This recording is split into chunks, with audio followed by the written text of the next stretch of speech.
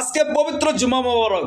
এই জুমা মোবারক বার আসরের ফরজ নামাজের পরে আপনি যদি ছোট্ট একটি দুরূদ শরীফ পড়েন, আপনার আমল নামা থেকে 80 বছরের গুনাহ আল্লাহ তাআলা মাফ করে দিবে। তাহলে আর দেরি না করে আপনারা আমার মুখে মুখে এই দুরূদ শরীফটি শিখে নেবেন ইনশাআল্লাহ আজিজ। আল্লাহুম্মা সাল্লি আলা মুহাম্মাদিন নবী উম্মি ওয়া আলিহি ওয়া সাল্লিম তাসলিমা। শুধু এতটুকু ভাই, এই দুরূদ শরীফটা অবশ্যই শিখে নেবেন। কাল কিয়ামতের মাঠে আপনার জন্য নবীজির ফয়সালা ইনশাআল্লাহ ওয়াজিব হয়ে যাবে এবং আপনার 80 বছরের গুনাহ মাফ হয়ে যাবে ইনশাআল্লাহ আজিজ। দুরূদ শরীফটি আপনারা শিখে নেন। আজকে পবিত্র জুমা মোবারক।